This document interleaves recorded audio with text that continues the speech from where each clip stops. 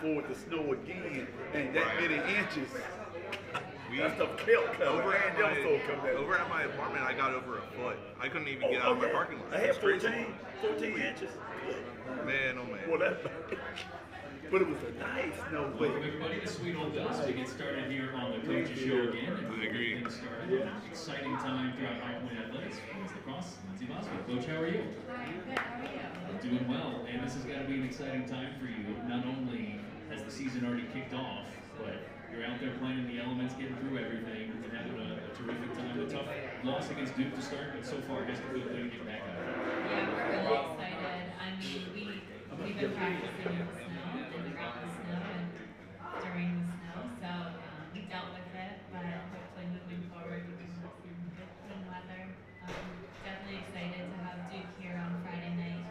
Not happy with the result, but excited about the things that we got to learn about ourselves against them. So we're looking forward to bringing Campbell in this weekend and getting another kickstart there. You recently signed a contract extension as well, continuing your tenure here at High Point University. That had to have been truly exciting. And of course, round of applause for all your terrific successes as well. It has to be great to sign another extension and continue your tenure. Yes. I mean, after all the time I've been here already, I'm just grateful that they want to keep me here. As much as I want to stay here, it's good to be wanted to be back. So, yes, I'm excited about that. What are some of those favorite memories that come to mind when you think of your tenure at a whole? I know that's a loaded question, but what are some of those that come to mind? Yeah, I mean, it's crazy that I got here in 2009, and I actually walked around campus this morning with the 2014 grad that's here for the career fair on campus, and we were just sharing memories. So she kind of got me started on that this morning. But I mean, every championship has been better than the last. Each of them comes with different feelings and emotions, but beating ACC schools has always been my favorite. Putting ourselves on a platform. We just played and lost to Duke, but the memory of beating Duke in 2018 is one that stands out. Just being on those bigger stages and seeing the underdog mentality through the years and coming up with some of those wins, those are by far my favorite. And then again, like walking around campus 10 years, 12 years later with my alumni, my relationships definitely stand out to me the most. Going to their weddings and seeing them have babies and just be so strong as women in the real world, that stands out to me probably more than the championships. That has to be just another kind of underrated aspect of coaching. You always think of the wins and the championships, like you said, but you've got this alumni base, you have these players that you keep in contact with and are part of your life, and that has to be extremely fulfilling and enriching. Yeah, definitely. I mean, for good or bad, they're all mine because I got here to start the program, so I can't deny one of them, and I love all of them, and yeah, it's definitely a big piece of what we do. But when it comes to this year's team, you guys have a really tough schedule to start. You started with Duke, you've got Navy, you've got Denver as well. Those are top 25 opponents. What goes into scheduling this gauntlet to start things off? Yeah, I mean, honestly, we've always done it. All of my years here have looked similar to this. Navy just beat UVA over the weekend, so they moved up to number 10 this week, and Denver is right outside the top 20, in the top 25. They were in the Final Four 2 years ago, so all the best. Just trying to figure out what areas we need to improve on early in February, and hopefully we get it figured out through those obstacles, and put us in a place to get back to the NCAA tournament. Those tough schedules and those tough starts, that can really pay dividends in conference play, because when you get to Big South play, you say, hey, we've taken on the best of the best already. We can play with just about anybody. Yeah, I mean, that's always been the mindset. It's like, let's learn as much as we can about ourselves, and it's been great on the years we've been able to get some of these wins, so don't count us out, because we're excited to host Navy here. But the mindset is like, learn as much as we can, get as many players on the field as possible to create as much depth as we can get, and then March is anybody's game, and then April with conference play, I believe it's ours, so that's how we're preparing. You have a couple of captains this year with Caitlin, Shannon, and Ava on your team. What have they brought to the program? How did that kind of electing the captains, how did that all shake out? Yeah, I mean, they've been amazing. We have great leadership. We have strong, very mature women in the locker room, and those are just 3 of them. But Ava's a junior, so she was brought to the table in January. She just was named captain. She's in the cage, and she sees the field, the perspective of her, where she stands on the field is big, and she's really been a great leader. She's a junior captain, and then Shannon's a 4-year senior, so we've got her, and then Caitlin's a 5th-year senior, and she's been a captain already. So the dynamic of the 3 of them, and they all kind of touch different parts of the field, so to have that leadership all over the field has really been special so far. But we're challenging them, and we're putting big jobs on their plate, and they're handling it really well.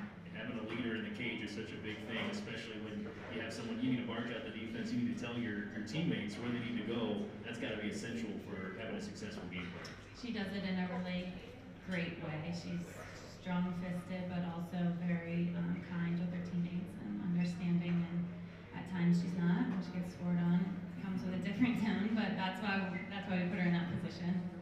After that regular season game against Duke, what were your takeaways, not only from that matchup, but kind of what you thought going in? You said, hey, it's always different when you get out there and you're playing your first game. What were kind of your takeaways, and what are you looking for in the future? Yeah, I was a little disappointed in the first quarter. I felt like we had gotten the nerves out against Davidson in our exhibition the week before.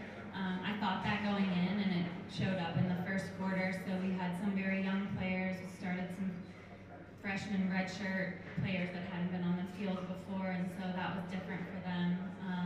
We were off to a very slow start. Felt like their jaw taker was much better than we gave her credit for. And yeah, just a lot of nerves that I hope that we've gotten them out of the way, because I think we're a lot better of a team than we were able to show on Friday.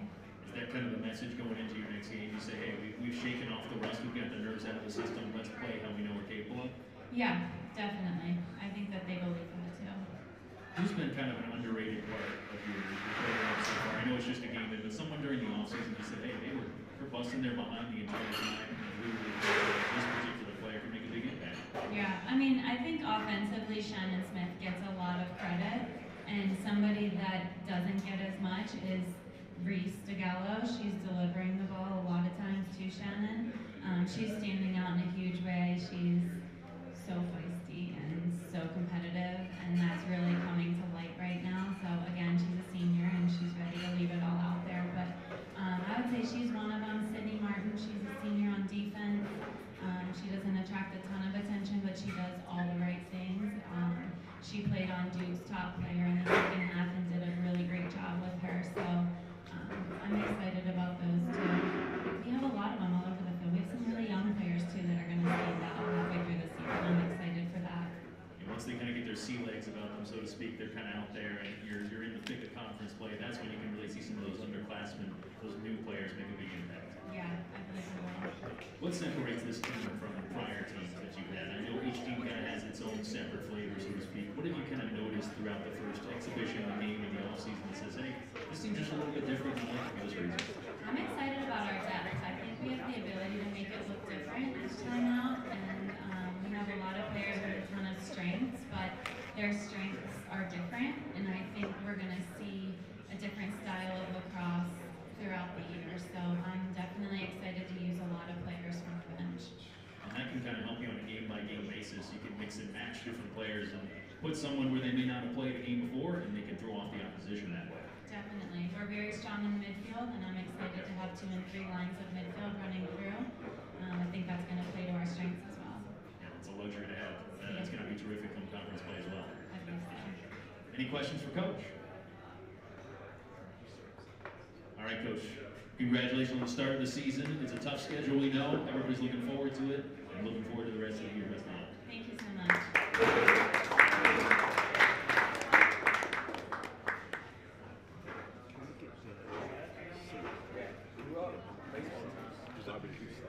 Baseball has their season opener coming up.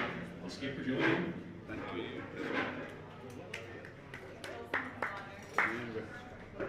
Baseball.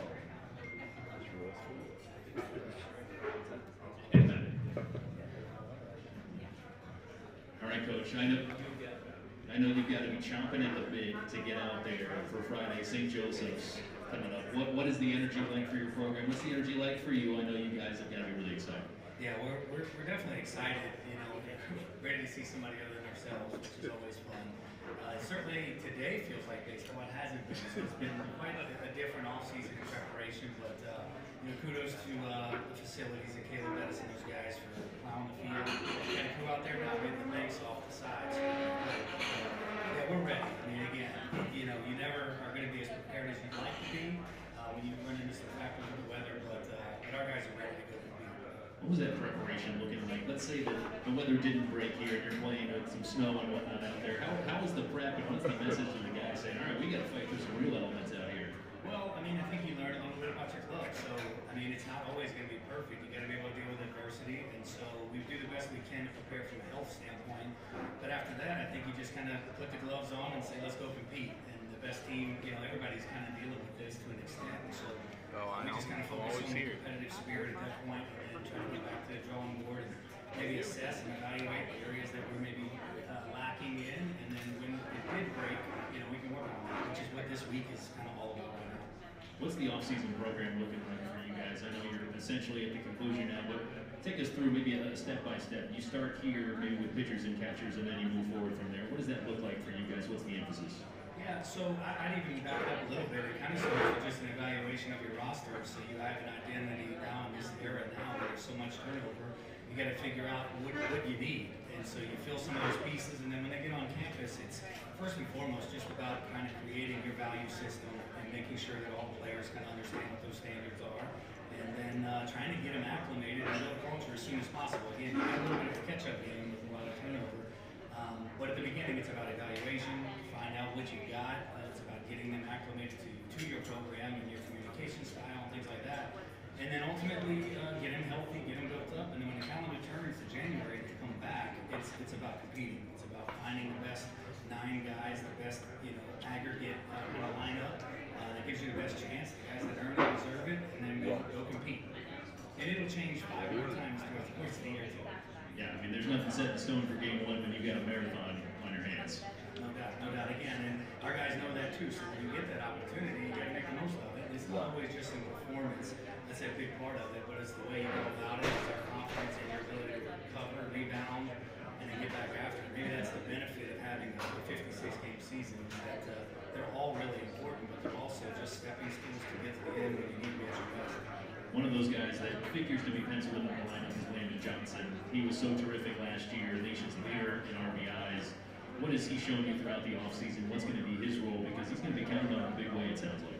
Yeah, drive more runs in. And that's the point, right? Hit it far and drive runs in. That's what we tell him to do. Just get out of the way. Like, hey, just hit it hard, man, and help us win. But, his growth has been great. He's really kind of grown up from a maturity standpoint. We had a lot of veteran leaders last year. It was new for him, his first year. So he kind of got this lay in the weeds a little bit with some established players around. And he knows now the calendar's kind of turned, and he's a guy that everybody's going to know. They got him circled. Every roster has your guys that can't let beat guys. Well, I'm sure Landon Johnson is the guy on every opposing team that is circled that says, I can't let this guy beat us. And so that comes with a little different approach. He's got to be selective. He's got to be patient. He's got to trust these guys around him. But when the opportunity presents itself, he's got to match. That's what he does. Christian Smith is another impact guy for you guys. I mean, he's a guy who not only has terrific speed on base pass, a terrific defender. He makes great contacts, showing the power stroke as well. What did you like from him? Again, leader. He's been at every level, Vanderbilt, Illinois, and now here. He's been everywhere. He's had success. Our guys trust him.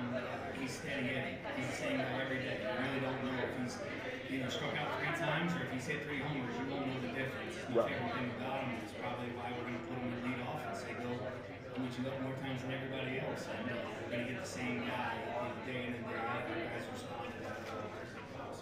What's the rotation looking like in your mind? I know that's always a question up for debate no matter what the program is. How's the rotation kind of shaking out for you? Yeah, I'm really proud of that. It's a big emphasis. And again, when you go back even 2 years ago, we graduated 3 seniors from the 24 team, and so we had to replace every start. And we did the best we could with that last year. Saw some really positive things, but kind of on reflection, I went back and looked at it. All 56 or 58 games started last year. There was going into the year, there was literally 1 career Division I start at the Division I level. And so, obviously, there were some things, and there were some wonderful things came out of that. Wade Bolton, he'll anchor our staff. Preseason Pitcher of the Year, he'll go on Friday night. And so we've got some experience with him. We brought in someone that is just short of 30 starts in the Division I level from Northern Illinois, Ty Brackville. He'll start on Saturdays. And then we have a junior from a junior college up north in Niagara at Aiden Paul. He'll go on Sunday. And so again, we've just got more pieces. We Noah Zimmerman's a guy that was at at Gaston College last year, junior college, and then Dylan Story's probably turned it into a completely different pitcher in a really awesome way. We know we can deploy him in a different way, and I'm really excited to watch him in his role with Next bill was going to be Wayne Walton, so that's you're ahead of the game here. I mean, 91 Ks, 83 innings last year. What's he been working on in the offseason? I think the key is he had a great season, but he would be the first to tell you that, especially at the tail end, he was a freshman, true freshman. He kind of fell off a little. Stuff wasn't quite where it needed to be, and so the thing was to get more physical, have a natural progression and development. I like to see, which would be a tick up in velocity and his pitch package has developed, and that's the case. His velocity is better, his stamina, strength is better. And the slider, last year he's really a two-pitch guy. His fastball and his changeup is a weapon. This year he's got breaking ball. To think he pitched on Friday night and won a lot of games, his breaking ball was well below average, which is pretty remarkable, especially in a college game. And to now know that he's got a better than serviceable, good breaking ball that he can go to, it's just adding to his repertoire. So we're really excited about him anchoring. He's one of the best mid-major starter pitchers in the country. He certainly is coveted by every program in the world. Kudos to him for his belief in us, and has really missed the stick here and built something really special. How tough is it to add a third pitch like that when you're already so established in your first two? I mean, adding a breaking ball like that is not easy to do. What was the workload for them to add that third pitch? It really depends on the person. So for him, it was easy because he's never satisfied. And so he recognized early on that he was basically competing essentially with one hand tied behind his back without a breaking ball. And so as soon as the season was over, he came to us before we had mentioned to him with the exit meeting that, hey, I need to get more physical and I need to figure out the breaking ball. If I can do that, I'm going to dominate. And he said, yeah, you're right, Wayne. So let's do it. That seems like a good recipe for success. Yeah, another pitcher to dominate. Love to hear that. You touched on some of the transfers coming in, new faces on the roster. Who are some of those impact players that you touched on a few, but who else are you thinking could be a mainstay in the lineup? Well, so from a lineup standpoint, it kind of starts at shortstop. Willie Ponce, he's a transfer from Division III school out in New Mexico. He's played for 5 years. So this is one of these older guys that is established. He's a spark plug. Again, very similar, not quite the same dynamic kind of power that maybe a Gershlag had, but he plays the same way. His hair's on fire. Really, really good defender. Maybe probably the best, dynamic defender that we've had at that position. So he's going to help a whole lot. And a couple other positionally, Sojano, we got from New Mexico Military Institute. He's going to catch and DH, power back from the left side. We're really excited about him. And then Lane Allen was a transfer. He went to Texas out of high school and then was a junior college from Bland Junior College Powerhouse in Texas. So those guys are going to help us from a day in and day out lineup position, kind of middle of the order, top of the order guys. And then I mentioned a couple on the mound. I think that's where our biggest improvement adjustment has been. It's not just finding pitchers, but pitchers that have very specific skill sets. We don't have to fit around pegging a square hole anymore. We can utilize their strengths and not just kind of have one eye closed hoping that we can get through it. It's always nice to have versatility as well. And you guys have got a very challenging schedule as well, especially for conference play. You got Florida Gators, you got Duke, Wake Forest, North Carolina. I mean, this is going to be a gauntlet schedule as well. Yeah. I mean, the guys, listen, there's been an expectation and a standard, and we're not playing those teams just for the experience. We expect to compete and win, and that's the whole point. There's some side benefit to that, going to a place like Florida and Gainesville. That's a regional experience. We've done that on a regular basis, and it served us well in the past when we were able to make it to a regional. We went to Clemson and we weren't fazed by that. I suspect the same thing will be the case this year, because the expectation is to win, go to another region, and be in another environment similar to Gainesville. And you're right, it's not just those Power 4 schools, but Campbell and Wilmington and Liberty. These are big time programs that we're not doing this hunting just experiences. The expectations to win, and our guys recognize that, they know that, and I think we're certainly prepared. And then one quick note on St. Joseph's coming up on Friday. What have the Hawks shown you so far? When you take a look at them, they also have some newcomers as well. They're a relatively fresh team. They've got a manager who's been there a long time. What have you seen from them? Yeah, Fritz has been around for a long time. He does a good job. A lot of prestige in that program.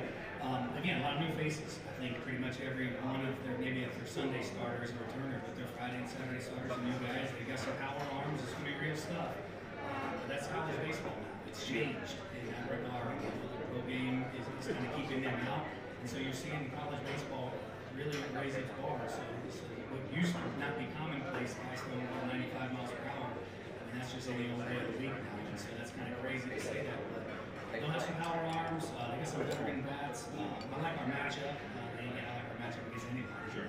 But we're going to have our answer. We're going to go play baseball. That's what I'm most excited about. Our guys are most excited about it. We learn a lot, but ready to go out and compete. Any questions for Coach? Your pitching, how's it compared to last year? Pitching comparisons to last year. I was ready for that question.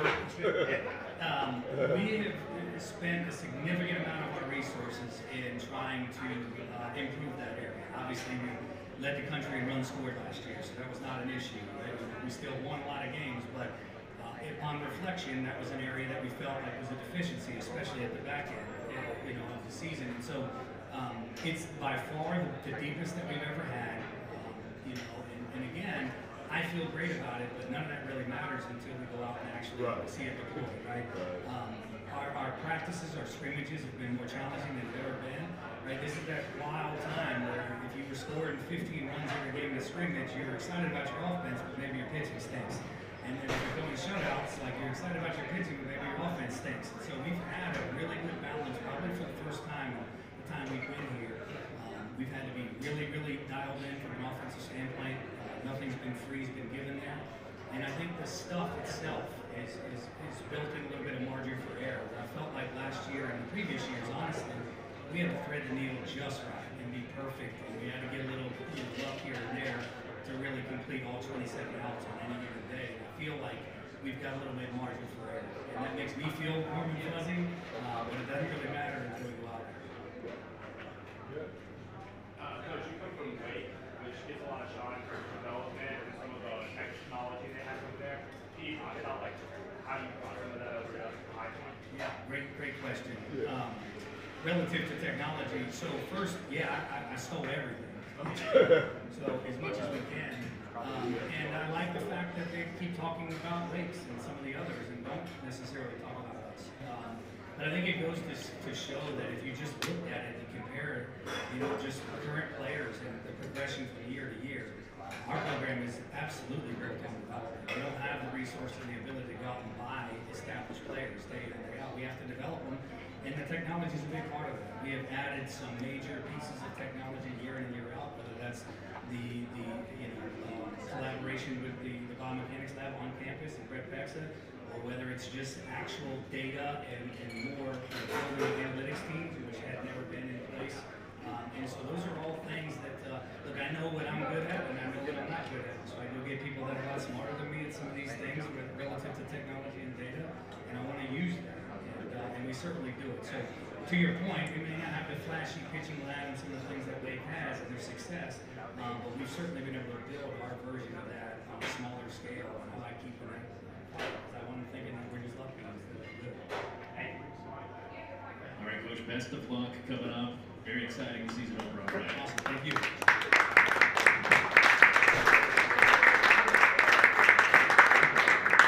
We'll keep it rolling.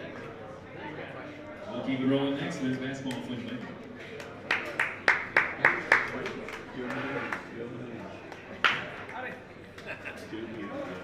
All right, Coach, 22-4 so far.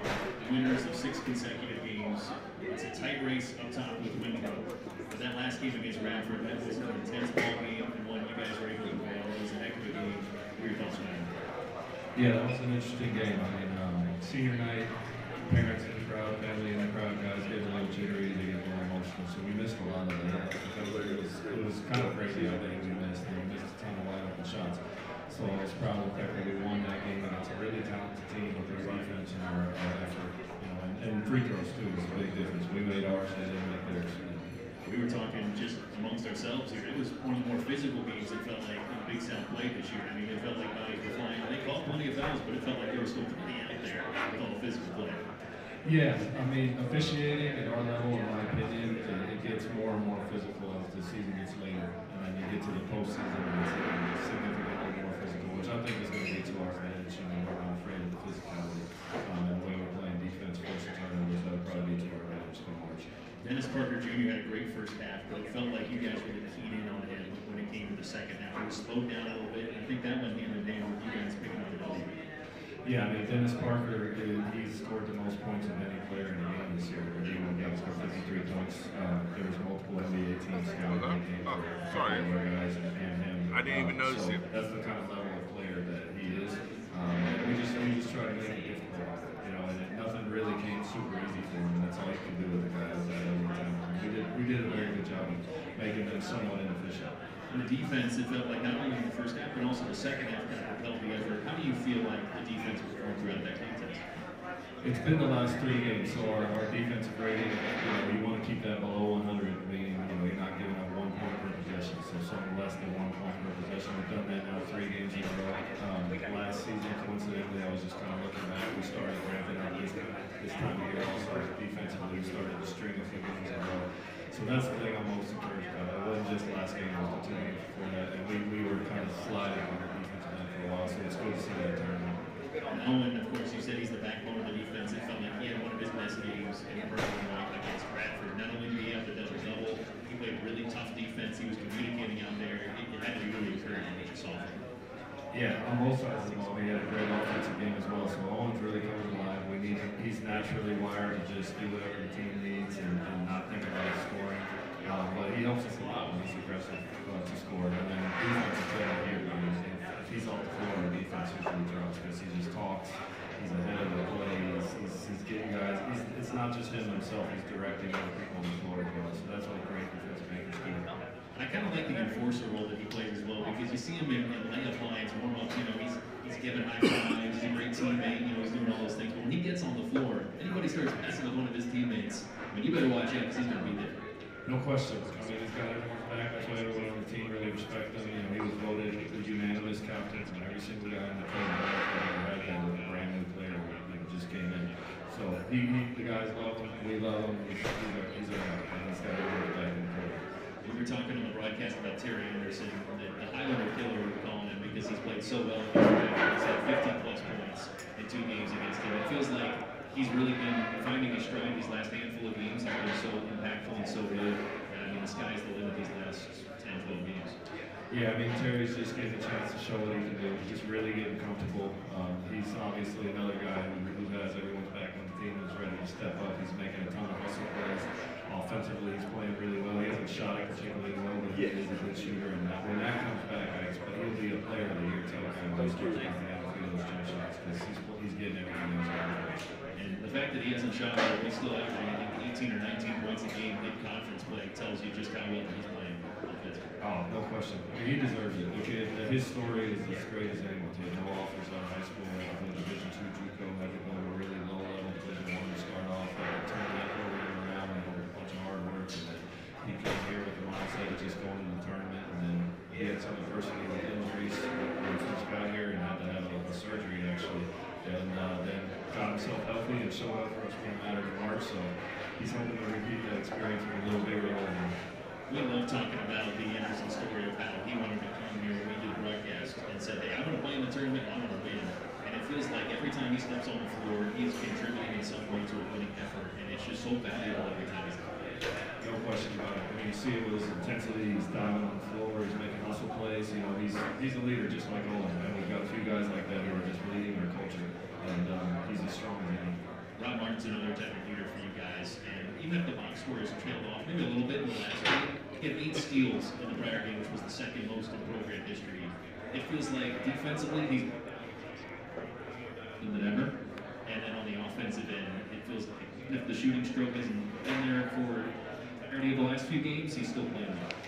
Yeah, so I challenged him, I don't know, a few weeks ago, maybe a month ago, the time flies during the season, to pride himself on the defensive side, because he's always been a great offensive player. He averages his points, and he doesn't just get points, but he gets his assists, and he has a great assist to turnover ratio, but he can bother the basketball in a way that separates him from other guys, and he can kind of use the lack of size to his advantage to get a call up under guys, you know. And so he's not only stepped up on the defensive end, but he's stepped up with his work ethic, being a leader, being the first in the gym, last in the league. You want that from your starting point guard, because when he's doing that, everybody else follows. So it's funny how when he steps up with that, being there first, getting the extra shots, pride himself on defense, everything just comes together for him, and he gets 8 steals in the game and impacts our game. Now he's at a point where I know he's going to impact our game positively while he's making shots for us. And it's really cool to see the infectious energy that he brings, because it's contagious to everybody, especially when Conrad Martinez and him are in at the same time. It feels like they're just terrorizing the backcourts. They're getting steals left and right. That game against CSU, forcing almost 30 turnovers. They're playing really well. Yeah, that goes to the effort part that I talked about at the start. Like, we've had 3 games in a row good defensively, but it's mostly because guys have decided to bring deep pass really well and the team really get effort every single possession. And that's not easy to do. And when we do that with talented defenders like that, we're going to be a tough defensive team. And you need that to win conference tournaments. You can't just rely on scoring points. And that's what got our team over the hump last year.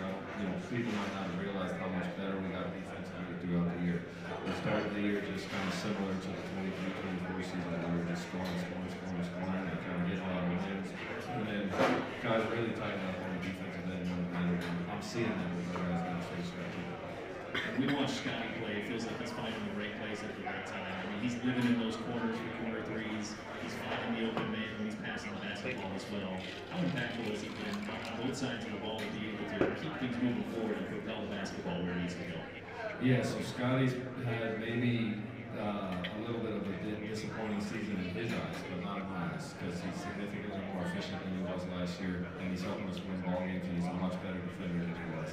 What I'm most proud about him is his attitude. When the points haven't been there, he averaged 15 points per game last year on the team that won 22 games. So to take a different role where you're in the 7-point per game range, but you're priding yourself more on defense and being more efficient, now you're showing people that, okay, I care more about winning than the stat sheet. He's never whined or complained. Our big thing is don't whine, don't complain, don't make excuses. And if you follow those 3 things, you're usually going to get stuff done. And he's taken that on. And he could have easily looked at me and said, well, Coach, I need more shots, I need this, that. No, he's just focused on trying to play harder every day. So he's going to have some big offensive games. He's as talented of offensive players in this league. The first game against Asheville, we really torched them. And he came back again against Raptor, had a really good one. I expect to have multiple games to finish the season. He just keeps playing hard and everything. He has such a fun attitude as well. We had him interviewed at the broadcast at the very end, and he's giving the face, he's giving the shout, and all that stuff. It feels like that type of attitude. That goes all the way to the bench. It goes to the guys on the floor. He's just out there having a good time trying to win. Yeah, that's his personality. He's just a fun kid to be around. He brings a lot of joy to our team. When it comes to Braden Austin, he's another guy. You said in subsequent shows, he has earned his way onto the floor. This was not given to him. He earned his way onto the floor. In an era of college basketball, where everybody's getting older, and that's a common recruiting tactic. He is playing great ball in just a second year, really first full year of college basketball as well, and that's not easy to do. No question. He earned his minutes on the defensive end, and he's not the quickest, he's not the most athletic, but we have advanced analytics on where you can really see any sort of combination of guys on the floor against other guys and certain times in the game. And it was drastic how much better our defense was early in the year with him on the floor versus off the floor, and that's what got my mind thinking. Okay, if this guy's doing things that we don't really see clearly, so let's give him a few more minutes. When that happens, they start playing even better, and it's just snowballed into him being one of the most important guys on our team. And last game he plays 29 minutes, doesn't score, and most people would think of him as a scorer first, a shooter, and all that. But he really helped us win the game, the rebounding, and just helping direct our defense a little like going with us. He does little things all the time, where he's just getting guys open shots, he's fixing things defensively, and it adds up to our team. I was going to note the rebounding as well. It felt like he's making key box outs, even if he doesn't get the rebound. He's sealing off other guys, and that's the type of effort that goes in hand with the defense that you talked about. He's on his way onto the floor, he's making win plays. Yeah, I mean, so at the center spot, we're a little smaller. We're only playing, you know, 6'8", 6'9", or so. So we're on the 7-1 guy to clean up all the rebounds. So early in the season, I thought we were having a little trouble with just we needed more rebounding out of our forward position, the 3-4. So when you go with Brady and Terry, that's bigger than what we started the season with. And that's mostly because we're a little smaller in the big spot. So his size at that 3-4 with Terry's size and his willingness to run rebound really kind of makes up for us not being the biggest. When it comes to an underrated piece coming off the bench, Vince Brady has had some open shots. They haven't always gone down, but he's got a great looking shooting stroke. He makes the athletic play. He can dish it off and make a solid play there. What have you seen from Vince? I put Vince in the same category as Scotty. Like, it just hasn't been perfect for him this year. He broke his finger earlier in the year too. It kept him out for a while, which just made it even tougher on him. But he's a great player that's trending up really fast. He's a guy that some publications had as preseason all-conference. He averaged 15 points a game at Missouri State last year. He handled us a loss last year, but he came in out and said, I thought last game he came out with a ton of confidence, and played really hard. And he stepped up on the defensive end too. What I'm seeing is the guys who are willing to step up and do a little more on the defensive end are doing that on the offensive end. They just stop thinking about it. When you only hang your hat on making shots, the game gets really high pressure for you, especially when you miss the first one or the second one. Now you're thinking, you're looking over your shoulder. If you miss 2 shots, but you're getting rebounds and you're getting steals and you're doing that, then the third one's probably going in just because you're not putting that pressure on yourself. So I've seen that with him. He's had a tremendous attitude as well, a get better attitude every single day. He's an everyday guy, so I just couldn't be more proud of him also. Vince was one of several players honored on senior night. What kind of emotions for you? I mean, this being your first year as a head coach at High Point, the emotions of your first senior night, wishing off, several seniors, and not the final home game, close to the final home game, and a 20-win successful season so far. Yeah, just really grateful. Love these guys. I mean, it's pretty cool what we've done. We've had to replace a ton of talent, a ton of all-conference guys. They've had to come together. They've had to put their egos aside. With a brand new head coach who's doing this for the first time. And, just really proud of them. I mean, these are guys that I want to be thinking about for the rest of my life. This first team that I've met. So just couldn't ask for anything more. I just want a happy ending for what talked about for years. When they play hard and they go out there and they leave it all on the floor, which is extremely encouraging. And we saw a lot of that in Medford, so it has to feel good when these guys are out there fighting, out there working hard, and make for a successful season. Yeah, that's what makes me proud. It's like we've challenged them a lot. Most of them have come from other programs say what they're doing here is significantly more, significantly harder, but they've all tried to step up and do it. They've all been positive about it. And, to see some results from that for them, it really makes me proud as a coach. Something else that's challenging, I think not a lot of teams have mastered that you guys do so well, is second half adjustments. And you guys are so good in the second half. I think I've got it down here. Plus 6 points per game in the second half. It's top 30 nationally. What goes into those adjustments in the second half that makes it so good? I know the last game you said at halftime, we just got to catch the ball and then play-ups. And sometimes it is that easy. Most of the time it's not. What goes into that? We got the film chopped up so you can quickly get through and see if there's anything technical. And sometimes it's just as simple as a couple technical changes to let them see something offensively, defensively fix. I'll try not to give them too much at halftime. I'll try to give them like 1 or 2 things that we need to change to change the course of the game for the better. I think if you give them too much, then it all gets lost and nothing ever changes. So I try to mostly focus on one thing offensively, one thing defensively to improve at halftime, and that's been a big struggle. Just making it simple on everybody and making sure that it's easily digestible, and then go out there and try and execute as well, right? No doubt. And I mean, it goes back to the coachability, because I can tell these guys all I want, but you see that if we go into halftime and we ask them to try to do something, they're going to do the best to change. How do you walk the line when it comes to rotation changes, maybe in the middle of a game or in the second half of the game? Is it more of a feel thing, or do you kind of consult your assistant coaches? What does that look like for you? Oh yeah, definitely talk to our assistants. With our depth, it's kind of a feel thing game to game at this point. We're knock on wood, injuries are fine. So we've got a ton of guys there, and I'm just kind of trying to find that lineup that has that groove, that game. Usually midway through the second half, we're finding that we kind of ride that to the victory. We haven't talked too much about the big guys either. I mean, you guys have such a luxury of having depth at the big guy position, 4 and 5. It feels like you can mix and match every game, whether it's Josh or Yusuf or whoever you want to put in there. Yeah, we have a ton of versatility at the spot. And then our starting big can pass and dribble like guard, which causes problems too for other teams. So we can go a lot of different ways. We can go small, we can go big. So definitely, we have a big spot. We have another nationally televised game coming up on the 19th. The first one was super exciting. I remember watching that. And and seeing the place it's packed, and fun environment, fun game. What's it going to be like again on ESPNU, and taking the lessons you learned from game 1 and applying it to the second time? Yeah, I mean, the Presbyterians gave us a really good game. They always do. They're tough. I expect the same thing from Nashville. They're a tough team. They're going to be out for revenge. We had a good game up there. We really shot the ball well out there. I don't know if there was anything other than us just making some shots up there. They're a good team. I mean, they beat Radford, for example, by 18 or so points when they played them. So they had a preseason player of the year. So it's going to be a great environment. And we had over 7,000 people in there. I saw last game, which is unbelievable. It's awesome. So The place was slammed. yeah, so, it's just, I mean, our guys love it. We had so much fun. And it's just becoming one of the best environments in college basketball for anybody. We might not get to 20,000 like Kentucky or something like that, but for 7,000 in that arena, I mean, that's about as fun a college basketball environment as you're going to find.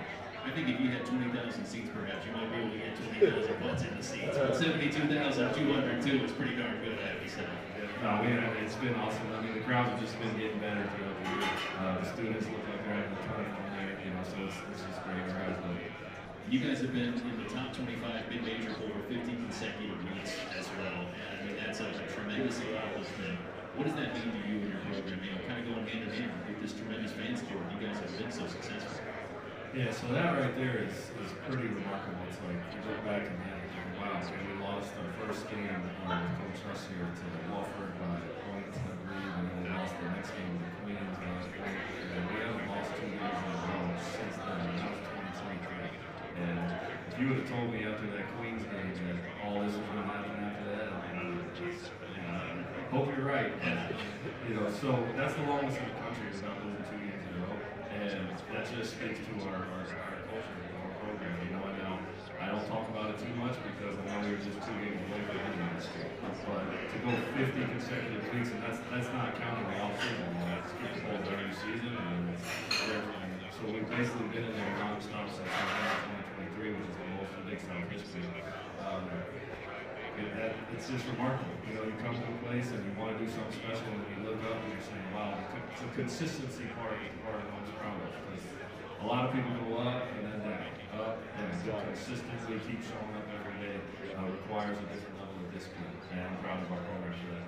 Unquestionably. And another note, in a similar vein, the men and the women program here are the only programs, at least as of last week, in the country for 20 or more weeks, with the exception of UConn. So it's UConn and High Point, the only teams where both their men's and women's team have 20 wins. I mean, that speaks again to the program both you and Chelsea have been very good.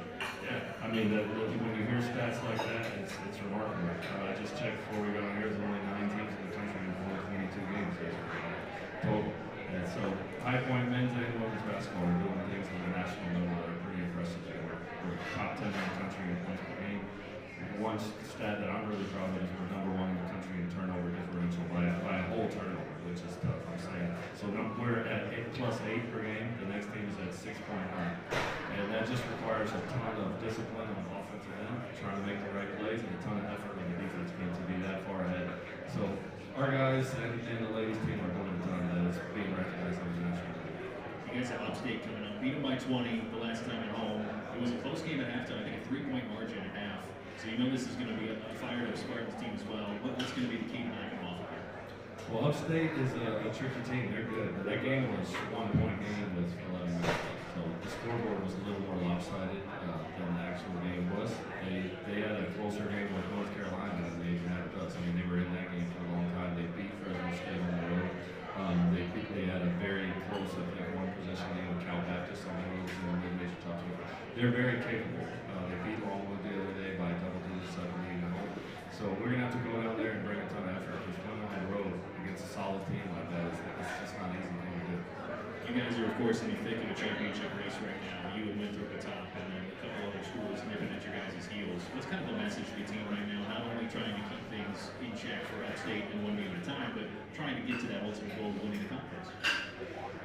Just 1 game at a time. You can't even really talk about it too much, because if you do, you lose focus on playing Upstate. We'll Winthrop in 3 games. But Winthrop is having a fantastic season. They've done a fantastic job as a league. We're both sitting there 10-1. It's good for the league that there's another team stepping up that's having a great season like them. That's close to the top 100 net team.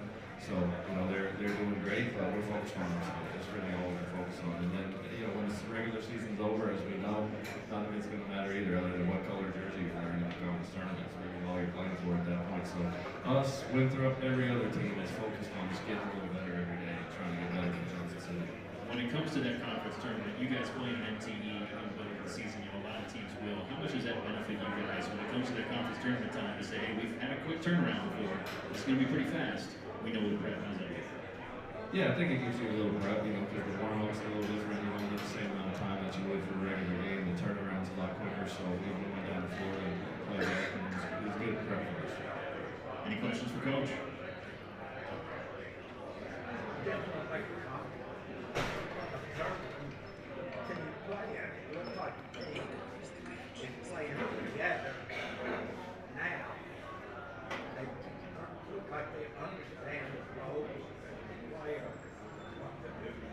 It seems like the team's really cohesive, playing together well.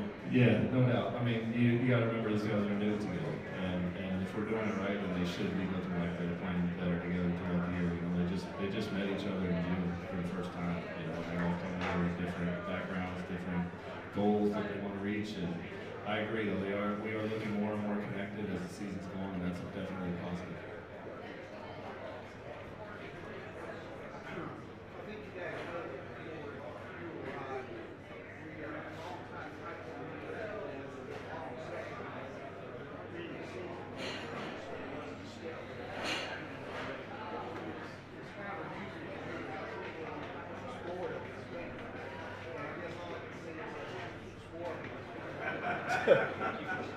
Thank you for spoiling the fans, I think is the message here. Look, it's hard to win. It's going to be hard to win the next game. The fact that we've won a bunch previous doesn't mean that we're winning the next one. You know, it's like showing up every day. So really the credits to the guys. And I do hope that we keep spoiling everybody with wins because we deserve it. I'm saying we as High Point University because this is really a team effort here. There are some programs in the country where it's just like the coaching staff is dragging that thing to victory, and you know we work our guys hard, but this is really a group effort starting from President Gervain to everyone on down. We're working together to make this a special program, you know. So it's the fans deserve what we have going right now. We're going to keep it going.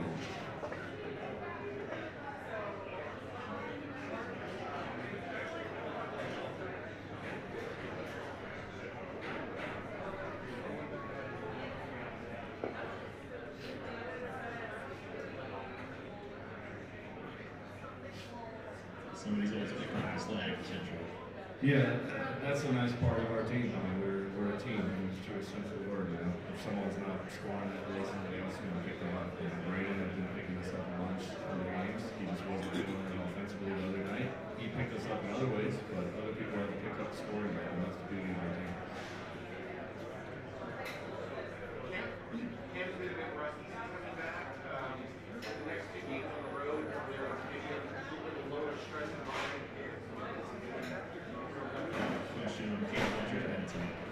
Yeah, so he's only been back one game healthy. That was the Presbyterian game, and then he broke his wrist. And his wrist is still kind of bothering him. And that's kind of, our team is too deep right now to really kind of rely on somebody with a wrist that doesn't feel well. They played some last game, it wasn't going that well for him. So we're just monitoring that situation, really. But he's been doing good otherwise. Any other questions for Coach? All right, Coach, best of luck against Upstate. Thank you for the time. Thank you.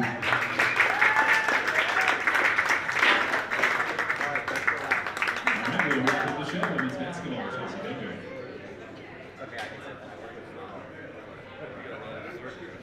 You did, yeah.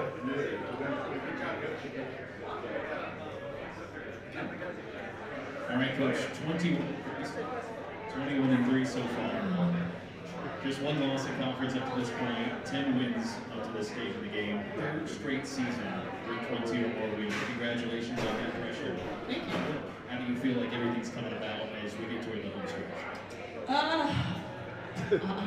Obviously, we're coming off a rough one, you know, this past weekend, but I do think we're in a good spot. You know, the last game we were playing down a couple of key players, which definitely hurt us, but at the same time, it gives other people a chance to see what they can do and, you know, where they fit in with what we need. So you can look at it as maybe we didn't have them, or it can be a learning opportunity for us.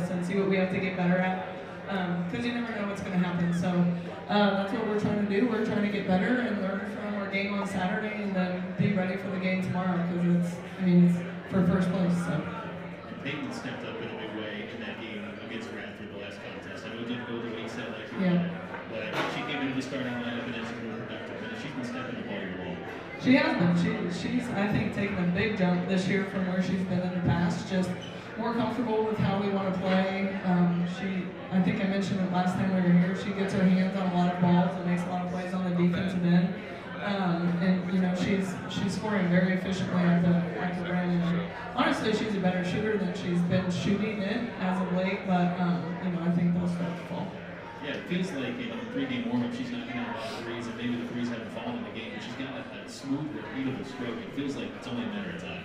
Oh, 100%. And you know, it gets to the point that it's all mental. So once you get past that barrier of, hey, I've missed the last X amount, and you just get out of your hands and do what you can control, things usually end up being okay.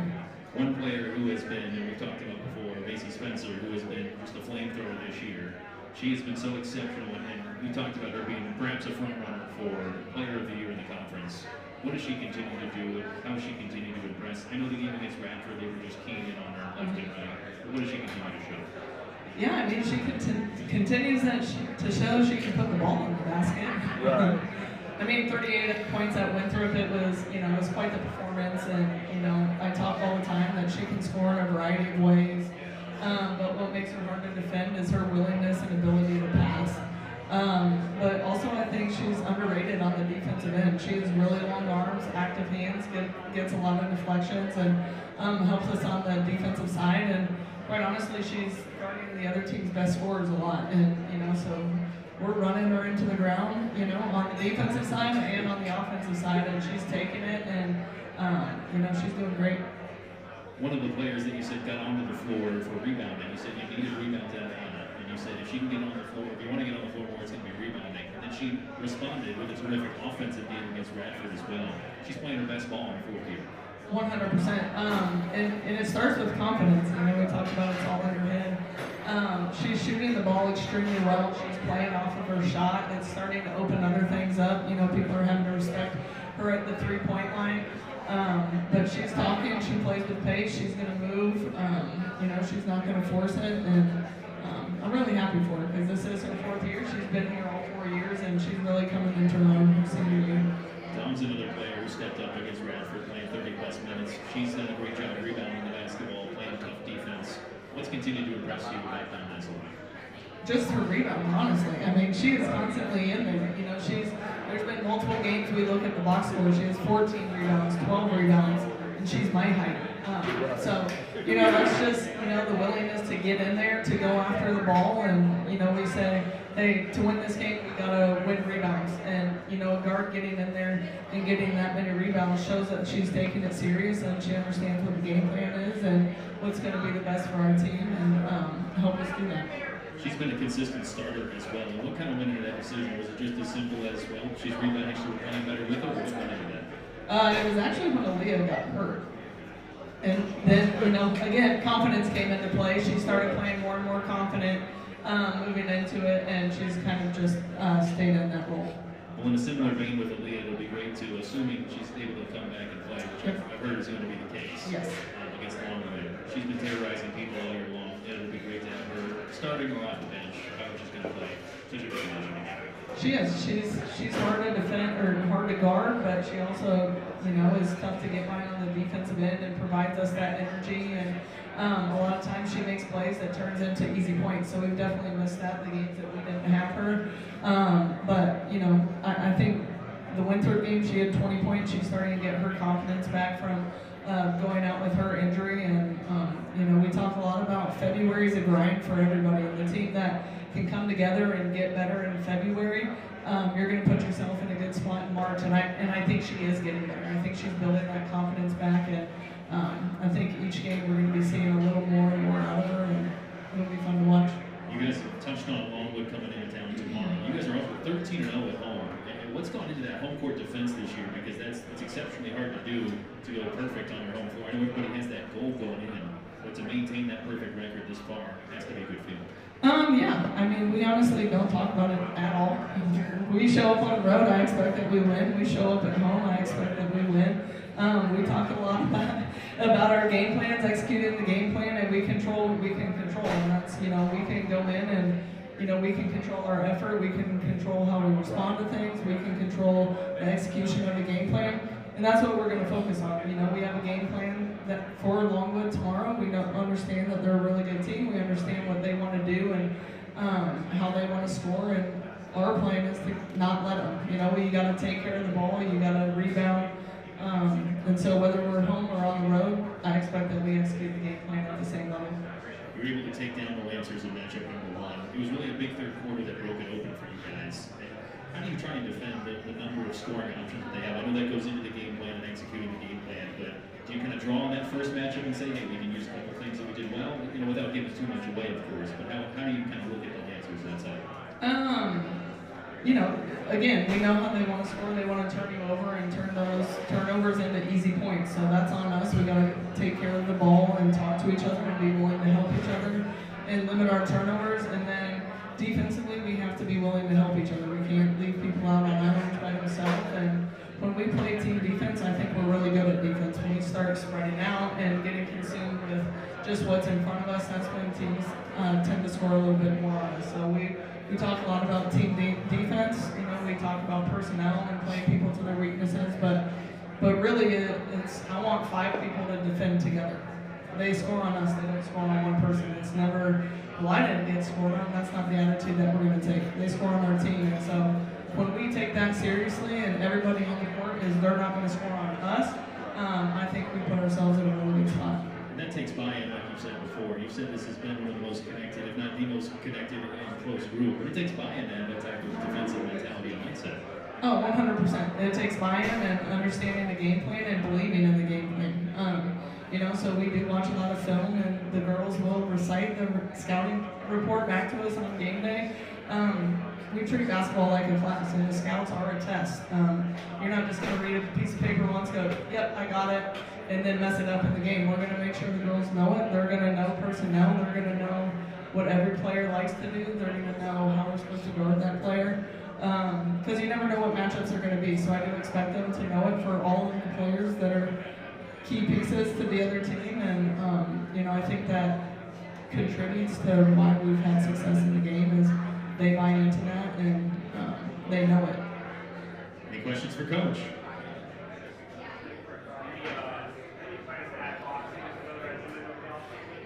Boxing? Oh yeah, we're going to get some self-defense classes out there and get our hands up. We're more about blocking though. Yeah. We need some practice blocking for sure.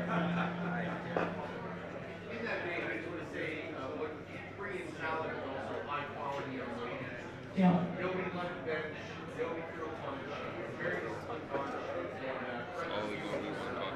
Thank you. Yeah, Maeve's response was pretty incredible, honestly. And I told her that. I told her after the fact, I said, I'm sorry it happened to you, but honestly, you showed your character and the type of person you were in your reaction to it. You 100% did the right thing.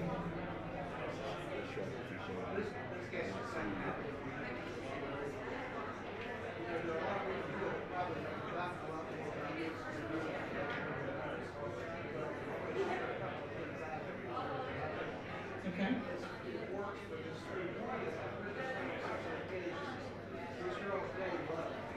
Yes.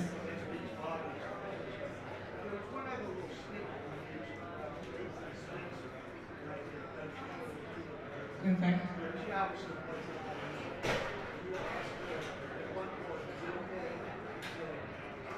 Yeah. Yeah, they want to battle through, they want to play, and they want to help us win in whatever way they can. They're fun. I wouldn't expect her for this next one, but I think possibly this weekend. Hopefully. Any other questions for Coach? All right, Coach, best of luck against the Lancers tomorrow. Thanks for the time. Thank you very much. I'm going to wrap up our Coaches Show here at Sweet Old Bills. You can dance to Sweet Old Bills. Thanks for coming out. we get